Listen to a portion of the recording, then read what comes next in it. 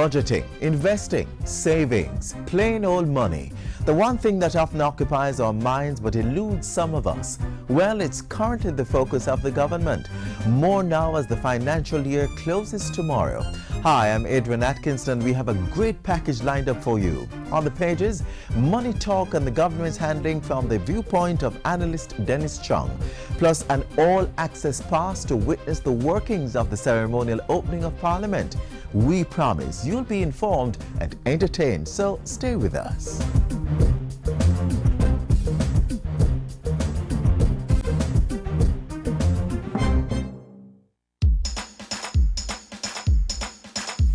We want a productive Jamaica.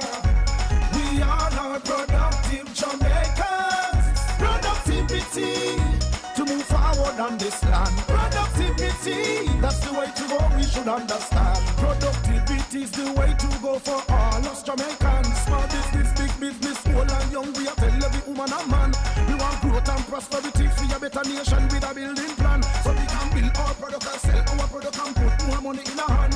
Our economy can rise to a level and build a better nation. Productivity to move forward on this land. Productivity, that's the way to go, we should understand. Productivity to move forward on this land. Productivity, that's the way to go, we should understand. Productivity. Productivity, pathway to prosperity. A message brought to you by the Jamaica Productivity Center, a department of the Ministry of Labor and Social Security. As the country enters another fiscal period, a new budget and talks of taxes, we want you to be informed about the Economic Reform Program, the roadmap to financial prosperity.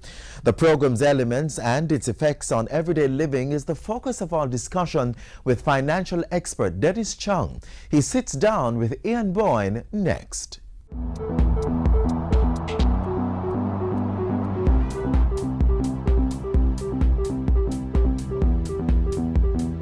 Thanks for joining us for Issues and Answers. I'm Ian Boyne. We focus again on the economy. We have with us the CEO of the Private Sector Organization of Jamaica, Dennis Chung, well-known financial commentator.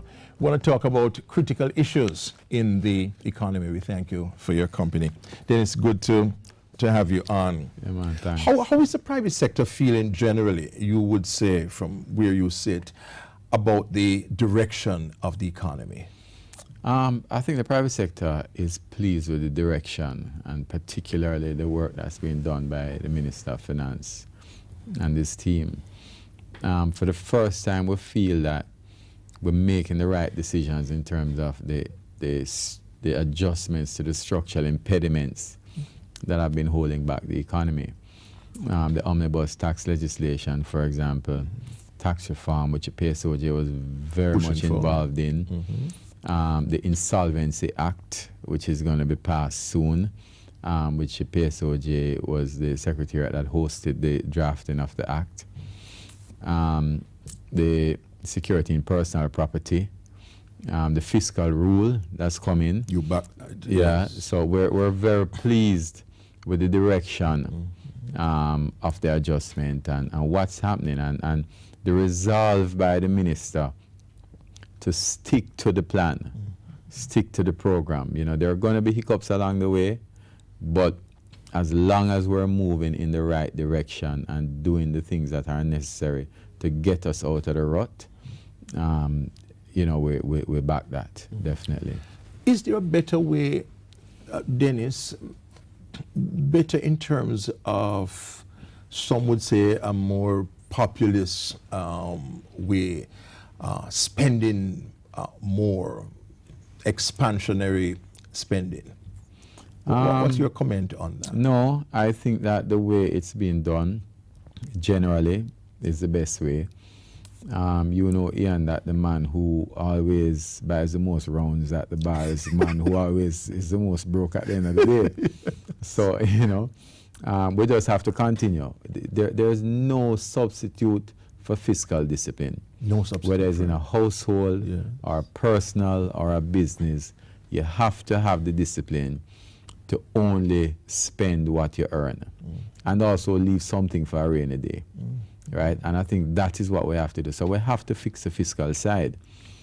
There are some things we could argue about and say we could do better at. For example, a big thing for us is the development approval process, which we see that the government is trying to do something about that. Working on that.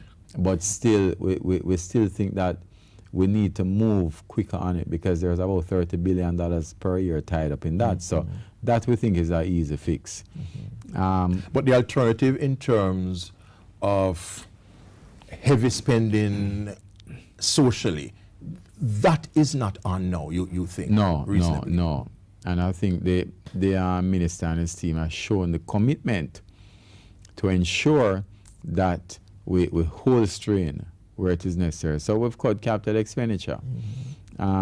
Typically, you would see that within the last 2 months or so, there'll be a big rush and there'll be a lot of spending happening, particularly leading up to an election. We get the feeling that this time is different, and not only in terms of what has been happening, but also the commitment of the minister. You find that the minister is committed, the political director is committed to sound macroeconomic policies. Sound macroeconomic policy and fiscal policies. Is the private sector stepping up to the plate?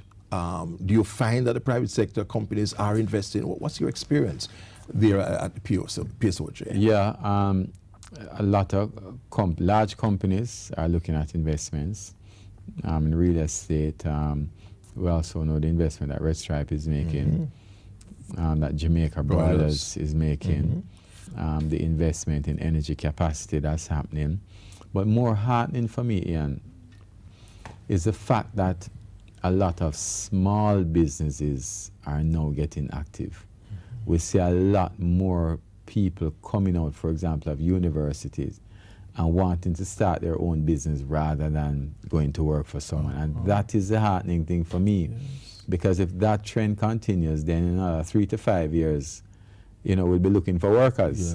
Yes. The PSOJ actually has a program in tandem with the university, or was it a competition that you had run? Yeah. We just finished working with the 3 universities, UTech, UWI, and NCU, where we hosted a national business model competition.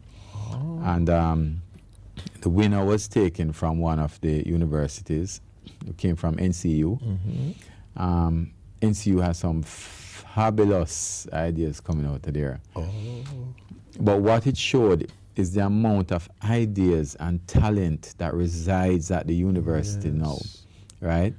The winner of the competition was actually a set of students who actually makes a herbal shampoo out of Jamaican agricultural products. I see. And I can tell you it works very well. I got a sample. It works very well. Yes. But they're going to go, I think in another month or so, to an international competition where they're going to compete for, I think, 20,000 US or something so like that. So ideas are coming out of our universities. The CEO of the private sector organization of Jamaica, Dennis Chung, talking to us about economic issues and about the private sector's response to the government's macroeconomic program. We take a short break, but we'll be right back.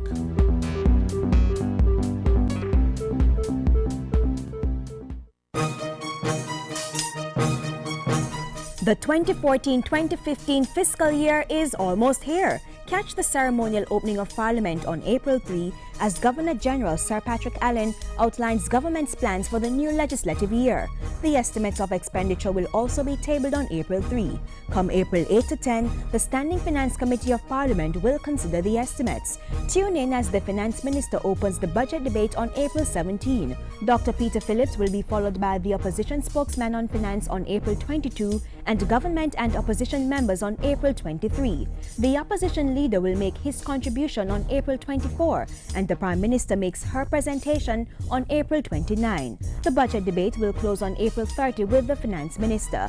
It's the 2014-2015 budget debate. Stay informed and keep watching Jamaica Magazine.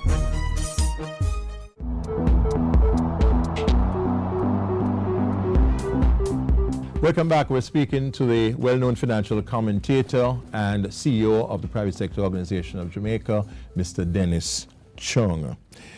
Dennis, there were some who were concerned that our primary surplus target of 7.5% was onerously high. What are your thoughts? It's a difficult target. Yes. It's a difficult target. But then we had a severe problem to deal with. We had a severe problem.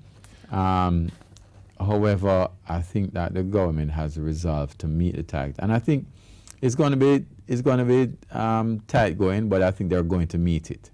You're optimistic if you think they're going to meet it? Because I think there's enough in the capital budget and enough that they've done on the supplemental budget to actually come in on targets and meet that.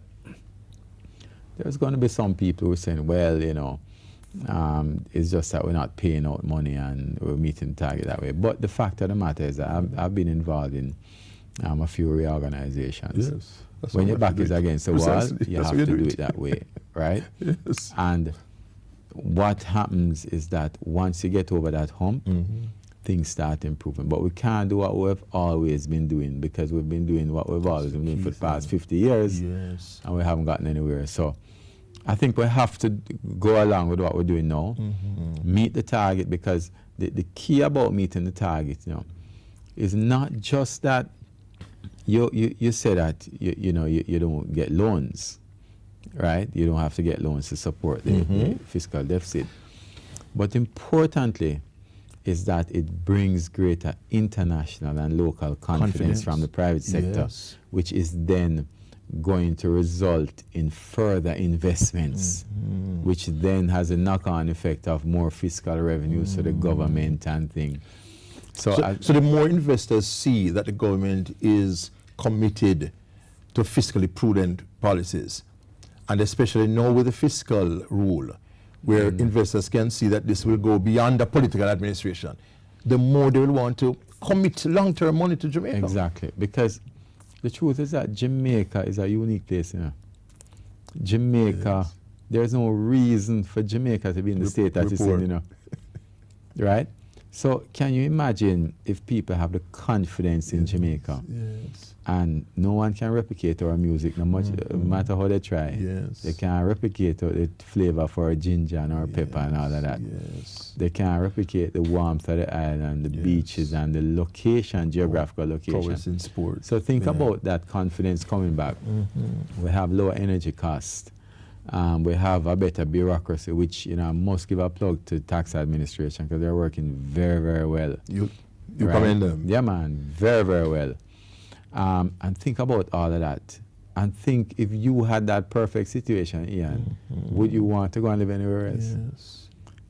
And So it's the same way the man who is dealing with the minus degree temperature in the United States is thinking, you know. Yes. This is where We'd come this back is where home, you would ideally, if things were right. So once we can keep on the track with the fiscal and fix those things like the energy and bureaucracy, which is being worked on, and we get to that point, I think that this will be the place. And you are not pessimistic about our passing the fourth test? No, I think we will. You think we will pass where it? we are now, I think we will pass the fourth test. The numbers are not looking worrying. No, I mean there has been a little concern about primary surplus. Yes. You know, the fact for me, the truth for me is that what's important is that we're committed and we're moving in that direction, right? And the supplementary budget proved that. And the supplementary budget that was revised. Yes. Yeah. So you think that we are in striking distance of passing that We fourth? are in striking distance, and you know, and we have to continue the program. A part of continuing the program is that we need to understand, you know, as traditionally when the government sees that they need some revenue, then you tax. Yeah. You can't do that. We have to hold straight. We have to hold straight to the plan and make sure that we do everything that's necessary to facilitate a proper fiscal health and also a proper environment, which means competitive tax rates, which is what the tax reform is doing, a competitive bureaucracy, ease of doing business, which I think is going to be the focus for this year. Yes. And once we do that, you know, we're going to have a period of uncertainty still, and a period where, you know, not everyone is going to be optimistic. But, you know, when you look at the art of investing, you know, Ian, the smart investors always invest before the investment opportunity really arises, you know. Yes. That's how you maximize the That's how you investment. maximize your returns. And from where I sit, I think that once we deal with those little issues, facilitating the business environment for SMEs is very important. The energy costs and the bureaucracy, and of course, the crime, which I think that the approach that's been taken by the commissioner, for example, is a very good approach. And once those things are done, then, you know, I don't have to come and talk to you anymore, Ian. All right. Thank you, Dennis Chung, the CEO of the Private Sector Organization of Jamaica and well-known economist and financial commentator. He's bullish about Jamaica and its prospects. Next week, I'll be back. Until then, Ian Boyne wishing you a pleasant day.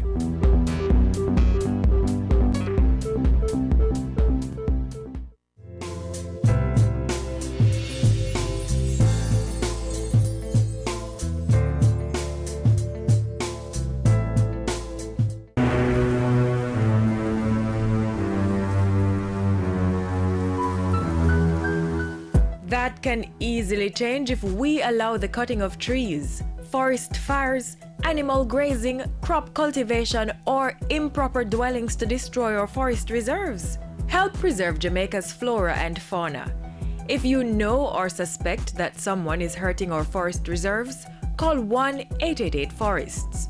Remember, protecting our forests means sustaining our lives. The ceremonial opening of Parliament comes with much pomp and pageantry. It's an occasion which requires much preparation and organization. Watch this next feature and increase your IQ on this decades-long tradition.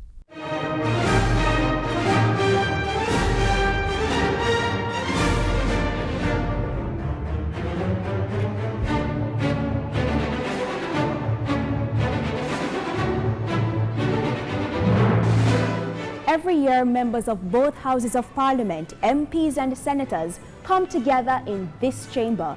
They sit jointly in a ceremony that marks the beginning of a new parliamentary year.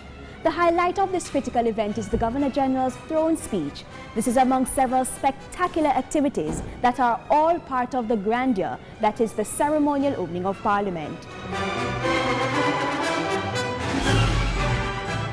With its seed firmly grounded in the United Kingdom, new growth sprouted here in Jamaica, allowing us to harvest the traditions of the British parliamentary system. The roots were anchored in 1962 when Princess Margaret delivered the throne speech to a newly independent Jamaica, and since then, the traditions of the ceremonial opening of Parliament have mushroomed into an annual event. The Jamaica Defence Force JDF plays a vital role. It furnishes the Guard of Honor, which consists of over 100 military personnel. The Guard of Honor is formed to receive His Excellency to come to Parliament to give the throne speech. Smartly clad in their scarlet tunics, the military ceremonial dress, the Guards of Honor are placed in a specific formation. So when you look on the parade, what you will find is the right off with the Guard Commander stand to the front. Then in the center, you'll have the color party. Then to the left, you have the left off with the subaltern to the guard. The color party includes the color ensigns and the escorts. These are two officers who will be honored to carry the colors of the unit. The color ensigns salute the Governor-General with what appears to be flags, but in fact, they are called colors. The color that resembles the Jamaican flag is known as the Queen's color, symbolizing the monarch as Jamaica's head of state. The other color represents the regiment or unit of the JDF that forms the Guard of Honor. In this case, since the regimental color is maroon, it symbolizes that the 2nd Battalion Jamaica Regiment comprises the Guard of Honor.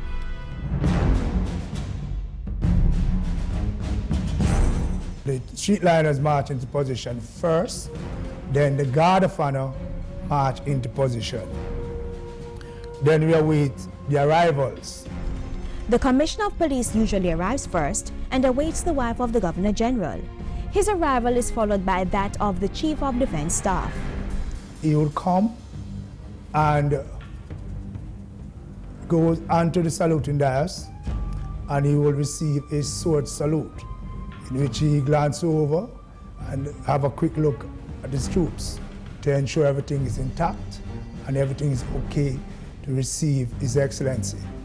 Then he'll go and await the arrival of His Excellency. When the wife of His Excellency arrives, she is escorted in chamber. Then, the main event. Mounted escorts accompany the Governor General.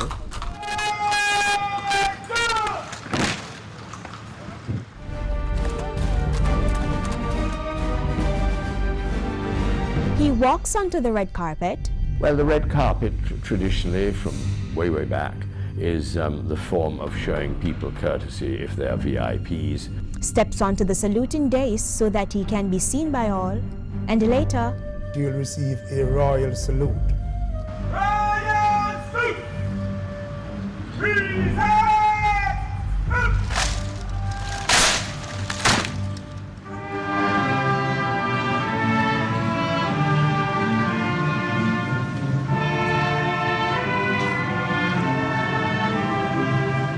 Although the flag code for the national flag says that it must never touch the ground, the Queen's colour, which is in many respects in the design format of the national flag, does properly touch the ground as a sort of, if you like, supreme compliment to the head of state, or in this case, the standing representative of the head of state.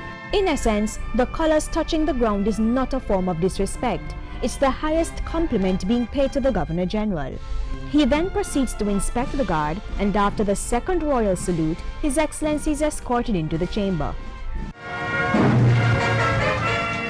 A flourish of trumpets signals his arrival in Gordon House. That is something that can be used to herald somebody important entering a room or a building. In addition to the usual pomp and pageantry, the ceremonial opening of Parliament brings together members of the House of Representatives and the Senate, the judiciary, a forest of high-ranking officials, and members of the public. Members of Parliament aligned to the People's National Party enter Parliament by walking from the southern end of Duke Street, while those aligned to the Jamaica Labour Party walk from the northern end. It started, as far as I recall, with the JLP walking down Duke Street, because they used to assemble in the BIT headquarters a little further up the road. So the PNP, whether they'd been walking from somewhere before or just came in individually, I honestly don't recall. So they said, well, you know, we'll have to come from the opposite direction. So they go up and the JLP come down. All then gather together inside Gordon House to listen to the throne speech being presented by His Excellency the Governor General. I am pleased to present to you the throne speech. It is the speech on behalf of the government, saying what its parliamentary policies and its intentions, executive intentions, are for the coming parliamentary term. The conclusion of the throne speech marks the end of the ceremonial opening of Parliament. It makes more fun, and you know, people can be more interested in their parliament if there's a little ceremony at the beginning. You get hundreds of people, you know, coming to watch the event because they enjoy it. They enjoy seeing the guard, and they enjoy seeing the mounted troop, the horsemen coming down the road, and the important people, and the Governor General in his, lounge suit, business suit with all his orders and decorations, and other people all dressed up wearing decorations where applicable, and so on. So now that you understand the intricacies surrounding the ceremonial opening of Parliament, no doubt you'll have a greater appreciation for the event and the many splendid traditions.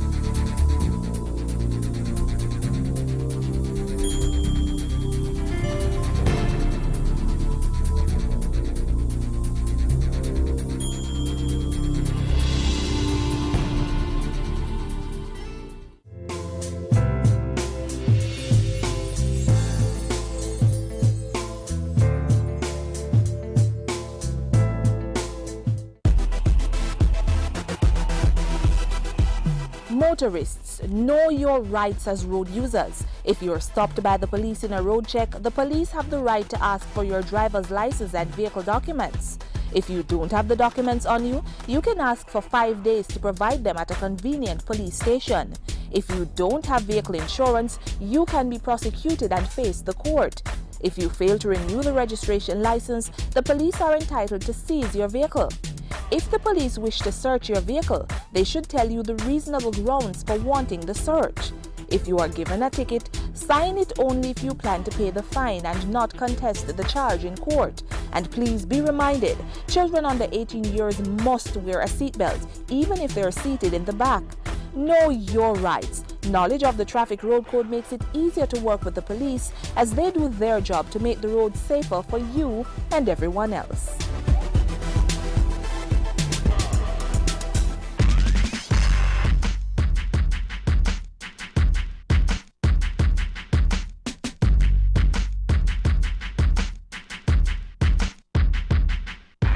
The goal of making Jamaica the place of choice to do business is a bold one that's necessary for our economic growth and prosperity. Apart from government providing the right environment, it requires new and existing businesses to put themselves in a successful position, even against current harsh economic conditions. Being competitive in the marketplace is key.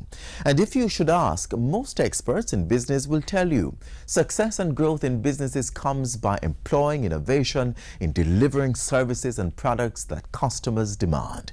The battle to win customers is a competition. Getting ahead means knowing how to produce, package and deliver, not only at the best quality but also at the best price. Do this and contribute to making Jamaica the place of choice to live, work, raise families and do business.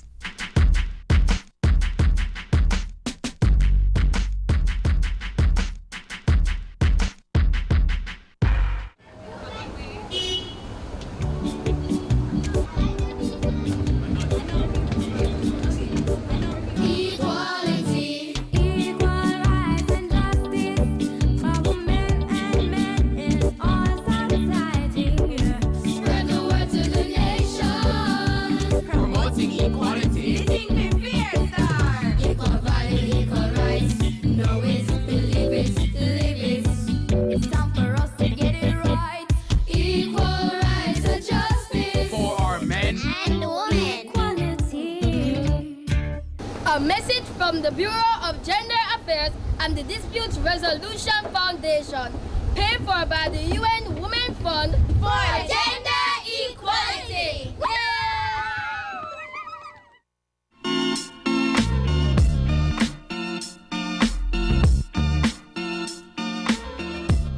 Since we're on the topic of financial wealth, I'd like to share this with you. A little thought and a little kindness are often worth more than a great deal of money. From English writer John Ruskin. We hope we were able to brighten your day. Tell us what you think. Drop us a line at jamaicamagazine@jis.gov.jm or send a tweet at JIS News. Click on jis.gov.jm where you may find more news stories and features on all the issues featured in today's magazine. To you and yours, have a great week. I'm Adrian Atkinson. Thanks for watching. This has been a production of the Jamaica Information Service, the voice of Jamaica.